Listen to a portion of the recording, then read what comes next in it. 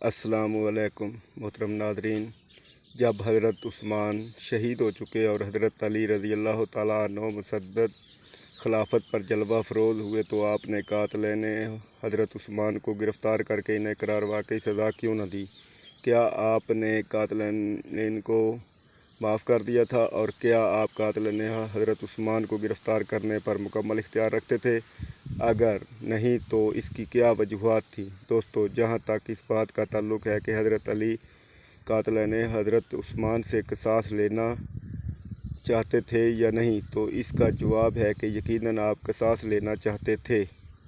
लेकिन आपको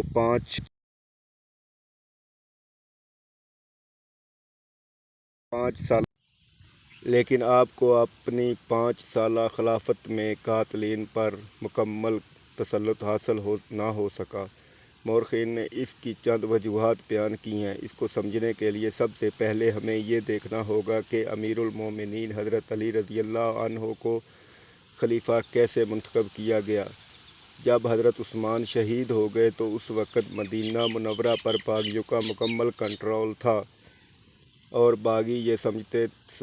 थे कि अगर फिलफौर किसी को खलीफा नामज़द ना किया गया और बैरूनी लश्कर या सहाबा कराम हज से वापस लौट आए तो हम में से किसी को ज़िंदा नहीं छोड़ा जाएगा। बस उन्होंने गठजोड़ किया और खलीफा नामज़द करने के लिए कोशिशें तेज़ कर दीं। इस मकसद के लिए सबसे पहले वो लोग हज़रत अली के पास गए और कहने लगे, आप हमसे बैत ले लें, आप को अपना खलीफा मुंतखब करते हैं। लेकिन हज़रत अली ने उनकी बात मानने से इनकार कर दिया। इसके बाद वो हज़रत तलहा के पास गए, मगर उन्होंने भी इनकार कर दिया और फिर हज़रत ज़ुबैर ने भी इस तरह खिलाफत लेने से इनकार कर दिया। जब बागी इन तीनों हज़रात से मायूस हो गए तो उन्होंने मदीना में ऐलान कर दिया कि अगर 3 दिन के अंदर अंदर हमसे बैत ना ली गई तो हम इन तीनों हज़रात यानी हज़रत सैयदना अली करमुल्लाह वजहुल करीम, हज़रत ज़ुबैर और हज़रत तलहा रज़ी अल्लाह अन्हुम को कत्ल कर देंगे। इस ऐलान के बाद लोग हज़रत अली को कायल करने लगे कि आप खिलाफत का ओहदा संभाल लें। बिलाआखिर हज़रत अली ने खिलाफत कबूल फरमाई,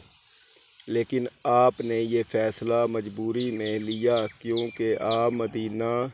मुनव्वरा में मज़ीद खूनरेज़ी नहीं देखना चाहते थे। अब जैसे ही आपने खिलाफत के लिए बैत लेना शुरू की तो सबसे पहले हज़रत तलहा और हज़रत ज़ुबैर ने बैत करने से इनकार कर दिया, लेकिन बलवाइयों ने उनको मजबूर किया और कत्ल की धमकी दी। तो ये दोनों हज़रात इस शर्त पर बैत करने के लिए तैयार हो गए कि हज़रत अली किताब व सुन्नत के मुताबिक फ़ैसला देंगे और हुक्म शरई नाफज करेंगे, यानी कातिलाने हज़रत उस्मान से बदला लेंगे। बैत के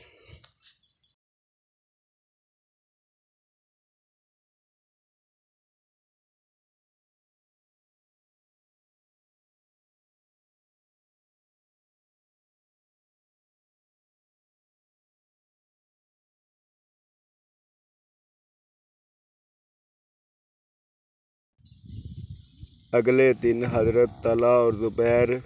फिर मौला अली के पास हाज़िर हुए और कहने लगे, अगर कातिलाने उस्मान से बदला ना लिया गया तो हमारी बैत ख़त्म हो जाएगी। इसके अगले ही दिन हज़रत अली ने हुक्म जारी फरमाया कि कूफा व बसरा और मिस्र से आए हुए तमाम लोग वापस लौट जाएं। इससे साफ ज़ाहिर है कि हज़रत अली करमुल्लाह वजहुल करीम मदीना मुनव्वरा से बागियों का तसल्लुत ख़त्म करना चाहते थे और सहाबा कराम को मुनज़्ज़म करके क़िसास की कार्रवाई आगे बढ़ाना चाहते थे। लेकिन बागियों ने आपके हुक्म को यकसर नज़रअंदाज करते हुए वापस जाना कबूल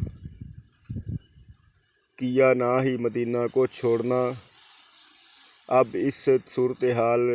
میں کہ جب حضرت علی کے حکم کو کوئی اہمیت نہ دی گئی تھی تو پھر قصاص کے حکم کو کس طرح نافذ کیا جا سکتا تھا، جبکہ اس وقت مدینہ کے تمام صحابہ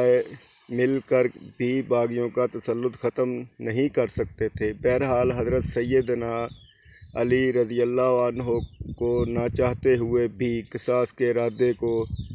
التوا میں رکھنا پڑا، کیونکہ یہ باغیوں پر مکمل تسلط حاصل کیے بغیر ممکن نہ تھا۔ دوستو، یہی وہ ابتدائی حالات تھے کہ جن کے اخیر میں جنگ جمل اور جنگ صفین جیسے ہولناک واقعات دیکھنے کو ملے۔ اس کے بعد جب جنگ جمل کا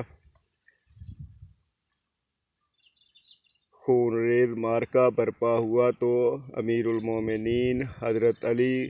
لوگوں کو خدا کا واسطہ دے دے کر جنگ بند کرنے کا کہتے رہے، لیکن باغیوں نے، جو کہ دونوں فوجوں میں موجود تھے، جنگ بندی سے انکار کر دیا، جس کے نتیجے میں کم و بیش 10,000 صحابہ کرام کو اپنی جانوں کے نذرانوں سے قیمت چکانا پڑی۔ یہی حال جنگ صفین میں ہوا، بلکہ یہاں تو حد یہ ہوئی کہ صبائی کوفیوں نے حضرت سیدنا علی رضی اللہ عنہ کو دھمکی دی کہ جنگ بند کریں گے نہ ہم آپ کو امیر المومنین حضرت عثمان غنی کی طرح قتل کر دیں گے، بلکہ جنگ نیروان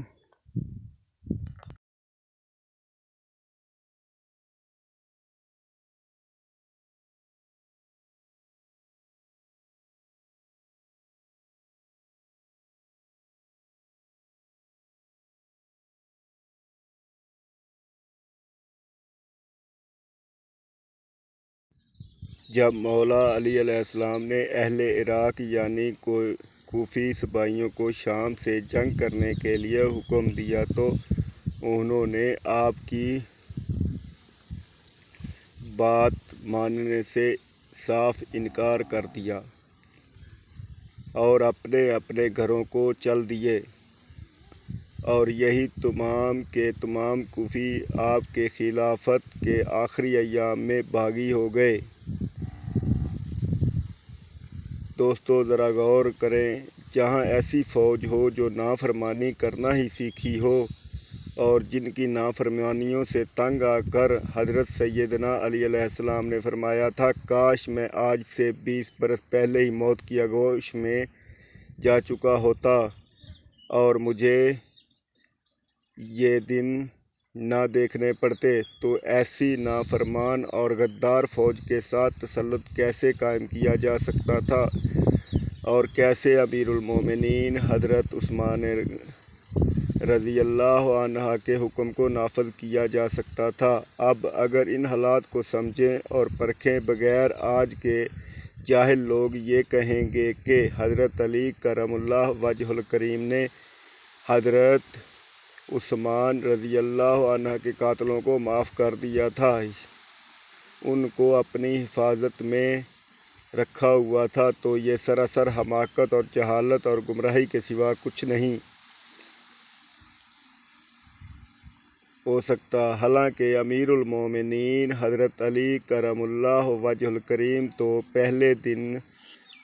سے ہی حضرت عثمان غنی رضی اللہ عنہ کے قاتلوں کو کیفر کروار تک پہنچانا اور قصاص لینے کے حق میں تھے، اور اس کا برملا اظہار بھی فرماتے رہے تھے۔ دعا ہے کہ رب العالمین دین اسلام کی صحیح سمجھ